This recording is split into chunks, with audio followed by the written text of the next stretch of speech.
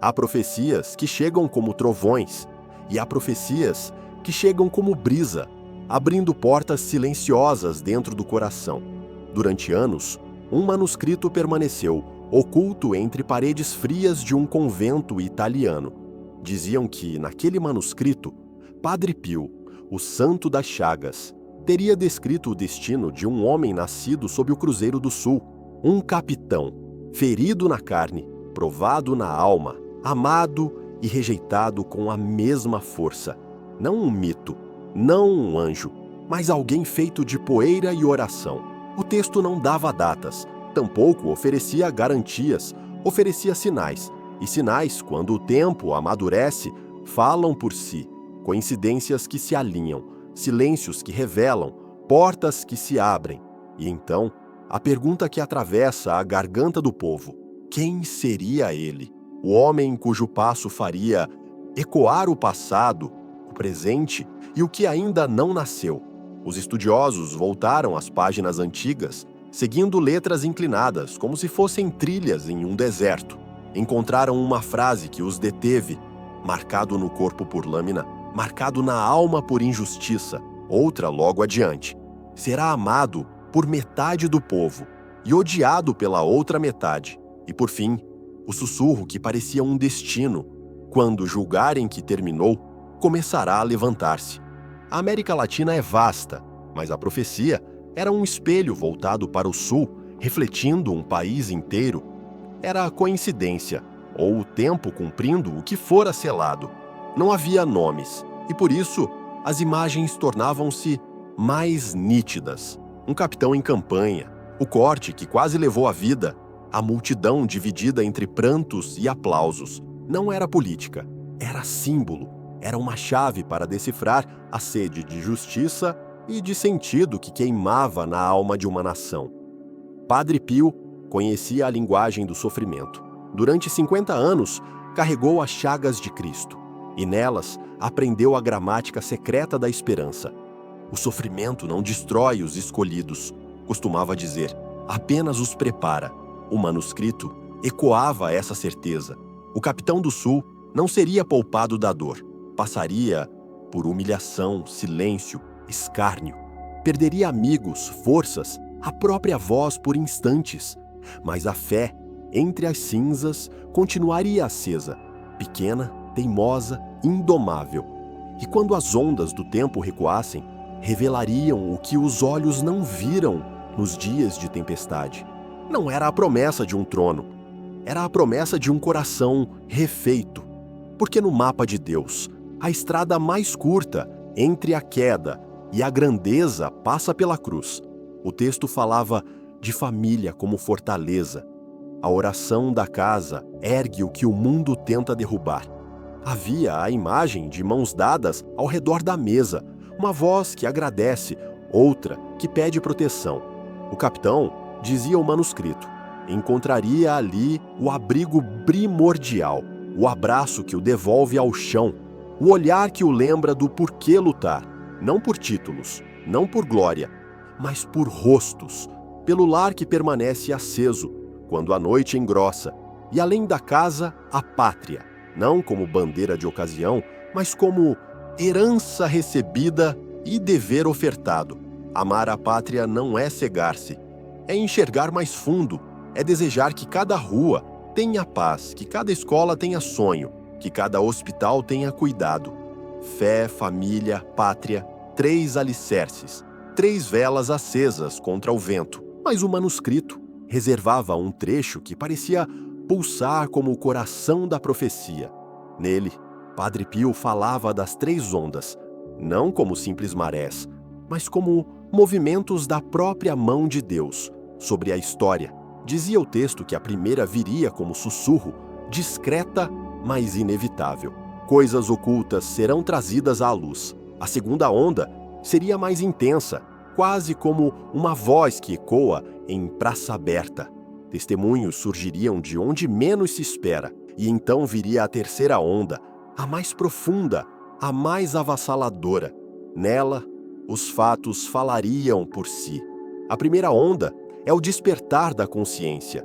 É quando o silêncio começa a se romper e o invisível vem à tona. Segredos guardados, verdades abafadas e rastros apagados pelo tempo voltam a emergir como se o próprio céu soprasse. Agora basta. Verdades escondidas por décadas começam a ser reveladas. Documentos, confissões, segredos, tudo o que era oculto encontra brecha para aparecer. É como se o mundo estivesse sendo varrido por uma maré de transparência. O tempo já não protege o que é falso e o povo, mesmo dividido, sente que algo está prestes a mudar. Essa é a onda do despertar, onde Deus acende luzes nos lugares que antes viviam na sombra. A segunda onda é o eco da verdade. Não fala em segredo, grita em praça pública. É o tempo em que o medo cede lugar à coragem e o silêncio se transforma em testemunho. Pessoas simples, antes caladas, agora se levantam. Pais, mães, trabalhadores, jovens, vozes anônimas que se tornam instrumentos de Deus, falando o que muitos tentaram esconder. O manuscrito chamava essa fase de a hora em que o medo perde força diante da verdade. Hoje, vemos um mundo inteiro questionando o que parecia intocável. As mentiras de outrora desmoronam diante da fé dos pequenos. É como se a própria humanidade gritasse: não suportamos mais o peso do engano. Essa é a onda do confronto quando Deus dá voz ao povo e o povo responde com coragem. A terceira onda é a mais profunda. Padre Pio a chamava de a onda do silêncio divino, porque nela a justiça não se anuncia. Nela não há ruído nem discursos. A verdade fala sozinha, porque o tempo da revelação termina e chega o tempo da consequência. A verdade se torna tão clara que nem os contrários ousam negá-la. Deus silencia o mundo para que cada um ouça o próprio coração. O barulho das ideologias começa a perder força. A verdade está nos fatos, nas quedas, nas dores e nas escolhas. O silêncio de Deus não é ausência, é revelação. É o ponto em que o céu deixa o homem diante de si mesmo para que veja o que construiu e o que destruiu. As três ondas, sussurro, voz e silêncio, formam a canção do recomeço. A primeira desperta, a segunda confronta, a terceira restaura, e depois delas, dizia o manuscrito, o homem que fora derrubado se erguerá, não para vingar, mas para servir, e o povo o verá, não como salvador, mas como sinal de esperança, lembrando que até o mar, quando cumpre seu ciclo, devolve o que havia engolido. O tempo é paciente, cumpre o que foi selado, não quando queremos, mas quando deve. Por isso a profecia, mesmo antiga, soa sempre nova. Em cada geração, Deus acende faróis onde muitos esperam escuridão. Talvez o capitão não seja apenas um homem, mas um espelho, reflexo da sede de justiça de um povo. A profecia não pede idolatria, pede discernimento. O que vemos nele revela o que carregamos, coragem, fé, feridas ou esperança. No silêncio, cada coração escolhe a verdade que consegue sustentar. Padre Pio dizia que Deus não busca os perfeitos, mas os dispostos. É ajoelhar quando a vitória parece distante e, ainda assim, agradecer. É seguir mesmo sem estrada, confiando que o chão surgirá. O capitão do manuscrito não era um santo de vitral, mas um homem de poeira, e é nisso que reside sua força. Um resistente, cheio de rachaduras, por onde a luz de Deus entra. E é dessa luz que o povo se alimenta quando tudo parece desabar. A queda não é derrota, é revelação. Mostra onde sustentamos o orgulho e de quem realmente dependemos. Ensina que amar a pátria é continuar orando por ela quando todos desistem. Servir quando não há aplausos. Esperar quando o mundo se apressa. A pátria é altar e é cruz, lugar onde o cansaço se oferece e Deus devolve sentido. Quando todos julgarem que terminou, começará a levantar-se. O nascer do sol não será barulhento. Não virá com gritos, nem com poder humano, mas com calma e firmeza. Um clarear lento devolvendo cor às ruas e esperança aos corações. É tempo de reerguer. De passos firmes, o povo aprende a reconstruir, protegendo a chama que renasce. Fé, família, pátria, 3 pilares que sustentam tudo o que permanece. A fé é o alicerce, a família, o abrigo, a pátria, a promessa. O capitão seria guardado por esse triângulo invisível.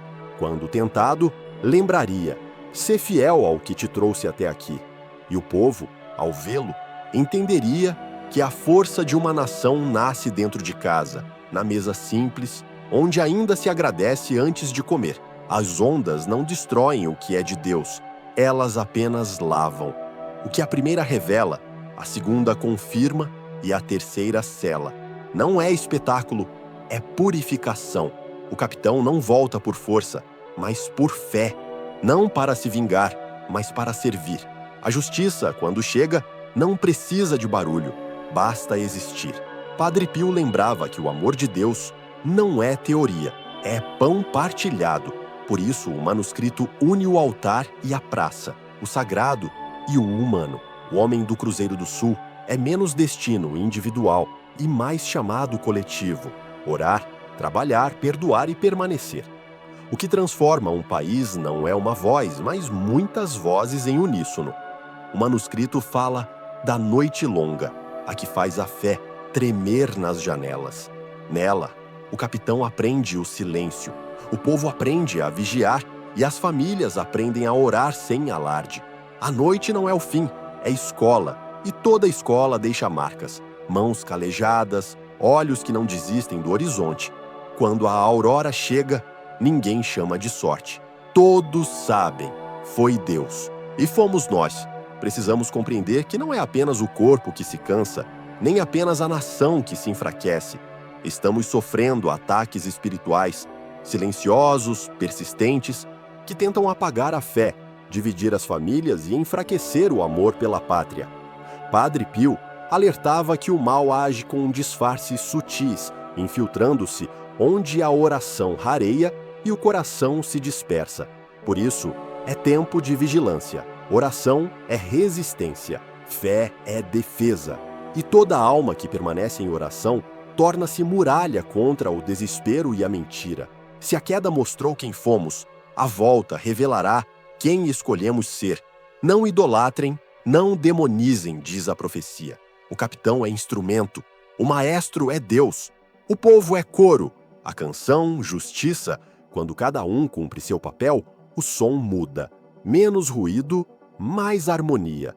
O país, que parecia cansado, descobre que ainda sabe cantar. Não para esquecer, mas para lembrar que o que somos juntos é maior do que o que fomos separados. O manuscrito termina como começa, em silêncio.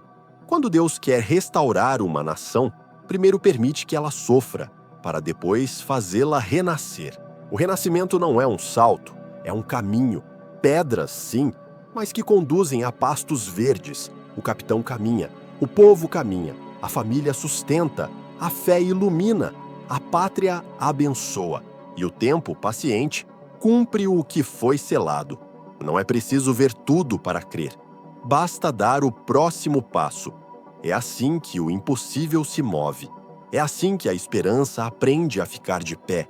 É assim que uma profecia antiga encontra casa no agora. Se você ouve esse chamado, guarde-o no coração.